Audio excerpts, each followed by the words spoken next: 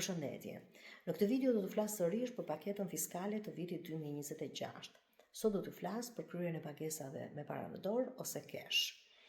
Dy subjekte tregtare sipas legjislacionit ekzistues mund të kryejnë transaksione me para në dorë për shuma deri në 150.000 lekë të reja ose 1,5 milion të vjetra. Paketa fiskale e vitit 2026 propozon që kjo shumë të ulet deri në 100.000 lekë. Pra nga 1 janari i vitit 2026, dy subjekte nuk mund të kryejnë transaksione me para në dorë për shuma që janë më të mëdha se 100.000 lekë të reja. Paketa fiskale sjell kufizim të transaksioneve me para në dorë edhe për individët.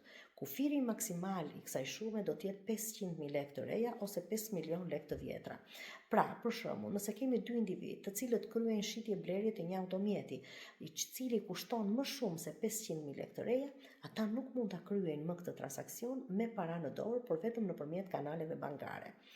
Paketa e re fiskale parashikon dhe penalitet shumë të rëndë nëse tejkalohen këto limite, pra 100.000 lekë të reja për subjekte tregtare dhe 500.000 lekë të reja për individët. Penaliteti do të jetë 1 milion lekë të reja.